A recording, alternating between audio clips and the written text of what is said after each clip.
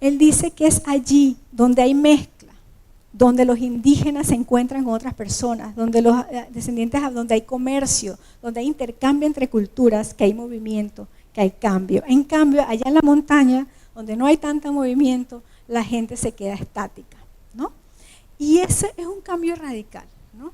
Ahí nos invierte las cosas y es en los lugares de contacto donde hay civilización, no en los lugares arriba donde están los estancamientos. Y con eso él se enfrenta a Caldas. Está diciendo exactamente lo opuesto que había dicho Francisco José de Caldas. Y estaba diciéndole a muchos de sus copartidarios de Bogotá, cocongresistas, que el lugar de donde ellos vienen era el lugar del estancamiento y que era Panamá el lugar, y los lugares como Cartagena, como Guayaquil en Ecuador, que eran lugar de cambio. Y quiero terminar diciendo que ese pensamiento radical de Justo Arosemena sobre la democracia como la identidad, a mí, hasta donde yo sé y me corrigen los que saben más que yo sobre estas cosas, creo que en Panamá solamente él y José Domingo Espinar llegaron a pensar de esa manera tan radical sobre la democracia. Para José Domingo Espinar el siglo XIX era el siglo de las mayorías, ¿no? Y el que no le gustaran las mayorías, pues tenía que irse porque las mayorías eran las que llevaban el siglo XIX. Justo Arosemena también, para él es la democracia, es la esencia, más allá lo lleva, es la esencia de la raza latina, ¿no? Y creo que hay que recordar, porque a veces pensamos que estas ideas, como república, como democracia, vinieron de otro lado, son de otra gente, no son nuestras, pertenecen a otras historias. Y parte de esta charla yo que quería darles es recordar que esas son nuestras ideas, que son nuestro pensamiento original, que estábamos haciendo esto de la democracia y la república mucho antes que casi todos los otros países del mundo y de manera muy innovadora, ¿no? Y para que sigamos haciéndolo de manera innovadora. Muchas gracias.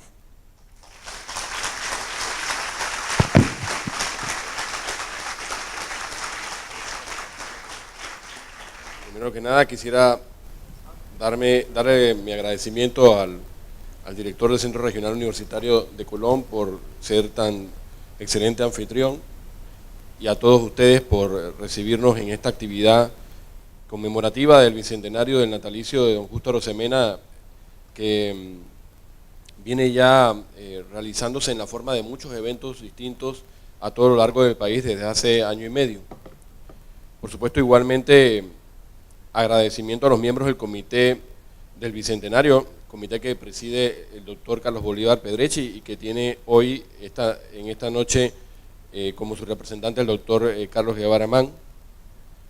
Agradezco a todo el equipo de trabajo del Centro Regional Universitario y del comité por esta jornada que está siendo tan exitosa y sin duda también cabe las felicitaciones a la doctora Marixa Lazo por su excelente conferencia del día de hoy. Hay que recordar que el próximo martes la doctora Lazo va a dirigir también sus palabras y sus investigaciones hacia un auditorio también selecto como este en el Instituto Nacional en la ciudad de Panamá, razón por la cual le agradecemos a ella efectivamente este compromiso que ha asumido como panameña, aunque vive en Bogotá, con las investigaciones sobre don Justo Arosemena. Siempre disfruto venir a Colón y particularmente en actividades de orden académico. Estaba reflexionando hace un minuto y pensaba cómo en el año 76, cuando Estados Unidos celebraba el bicentenario de la Constitución de ese país, yo tenía 10 años y frente a este mismo edificio me interrogaba sobre cómo era posible que los países democráticos, sin embargo, mantuvieran circunstancias como la zona del Canal en vigor. Y hoy, en un bicentenario muchísimo más significativo para nosotros como panameños, seguimos interrogándonos sobre si efectivamente podemos hacer las promesas del liberalismo político, de la democracia, del respeto a los derechos humanos, una realidad más completa, más real, no solo para algunos de nosotros, sino para todos nuestros ciudadanos.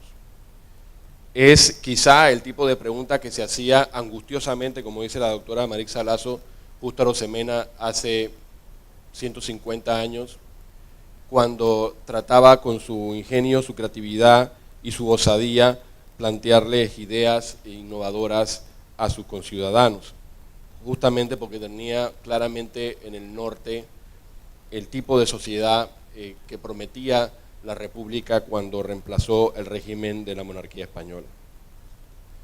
Quisiera agregar en ese mismo orden de cosas que efectivamente Justo Arosemena falleció en Colón un día como hoy y que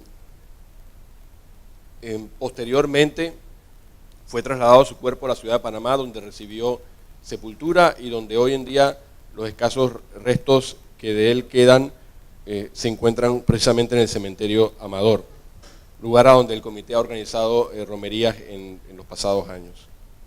Al momento de fallecer, él recibía escasamente unos 500 pesos como honorarios de la compañía del ferrocarril y de ellos 400 se los enviaba a su esposa enferma en Nueva York y solo 100 se guardaba para la satisfacción de sus principales necesidades. Eso nos lo relata Octavio Méndez Pereira, el que luego fue fundador de la Universidad de Panamá en su obra Justo Arosemena. Este dato queda igualmente recogido en la legislación que expidió en su honor el Congreso colombiano en 1898, Congreso que le garantizaba una pensión vitalicia a la viuda de don Justo Arosemena porque don Justo la había dejado prácticamente en la indigencia, porque Justo Arosemena murió con escasos recursos a su disposición. Y también queda recogido por la propia Asamblea Nacional Panameña, que en el año de 1906, muy tempranamente, reconoce una beca para permitirle la continuación de sus estudios a su nieto, Demetrio Fábrega Arosemena, porque la familia no tenía tampoco esos recursos para sostener su educación. La muerte sobrevino, por tanto, en las condiciones donde muchos panameños que libran eternas luchas en favor de los derechos de sus conciudadanos, de la democracia, del avance social, deben enfrentar ese momento final. No precisamente acumulando o demostrando acumular riquezas fruto de una práctica política ilegal o contraria a los intereses del público.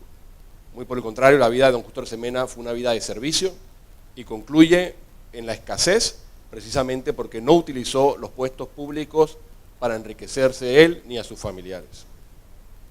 La muerte sobrevino el día 23 de febrero de 1896 a las 8:30 p.m.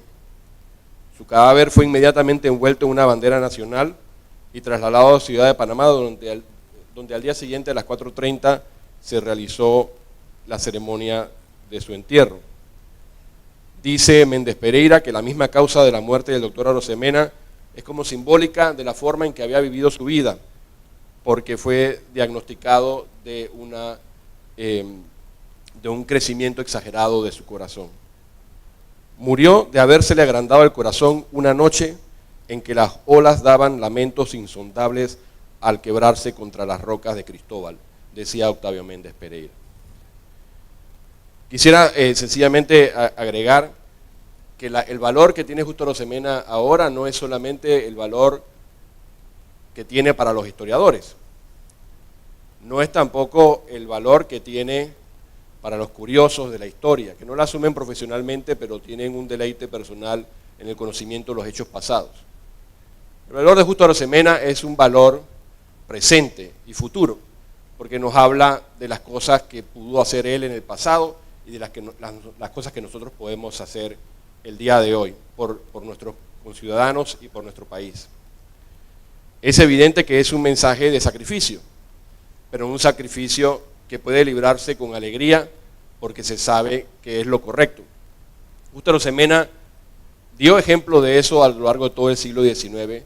Muchos otros panameños lo hicieron durante el siglo XX y a las generaciones de hoy, las generaciones que estudian en estos centros regionales universitarios, la generación del siglo XXI también le cabe la posibilidad de abrevar en esa experiencia y en esos sacrificios para imaginarse lo posible para sí mismo y para su comunidad. Quisiera también evocar ligeramente algo que mencionaba la doctora Lazo cuando hablaba de la visión que se tenía en ciertos lugares sobre la gente de los trópicos. Yo le voy a poner una anécdota muy sencilla y seguramente la gente de mi generación lo puede recordar. Cuando yo veía la televisión, aquí mismo en Colón, veía los canales cómo reflejaban las distintas realidades de mi país. Había una cosa que me marcaba mucho y me molestaba, porque cuando decían Colón, hablaban de la marginada provincia de Colón. Y cuando hablaban de Chiriquí, hablaban de la altiva provincia chiricana. Es una cosa que a mí me dejaba un poco perplejo, porque era una etiqueta que nos ponían a los colonenses como si fuéramos, por el solo hecho de ser colonenses, condenados a la marginación, a la pobreza o a la subordinación respecto a otros lugares. Y que justamente esos mismos canales de televisión, esos mismos telediarios, nos hablaban de otros lugares que por definición eran lugares deseables, lugares apetecibles, lugares destinados a grandes cosas. Yo creo que la enseñanza grande que nos da Justo Arosemena es precisamente no solamente que estamos obligados moralmente a perseguir los ideales de democracia, de respeto a los derechos fundamentales, de construcción de nuestra nacionalidad, de nuestro pequeño espacio en el mundo, sino que además los que estamos ubicados en esta geografía tenemos absolutamente la capacidad de la grandeza. Justo Arosemena es un hombre grande, y no solamente para Panamá, no solamente para América Latina, sino para el mundo. Entonces, el ejemplo es claro, no solamente es un buen ejemplo a seguir, es además una prueba viviente para nosotros de que no hay alturas a las que no podamos aspirar con el estudio y con el trabajo. Concluyo señalando lo que Belisario Porras dijo ante el féretro de don Justo Arosemena, y en esta misma línea. No lloréis, pues, su desaparición. Venid a inspiraros en sus hechos. Muchas gracias.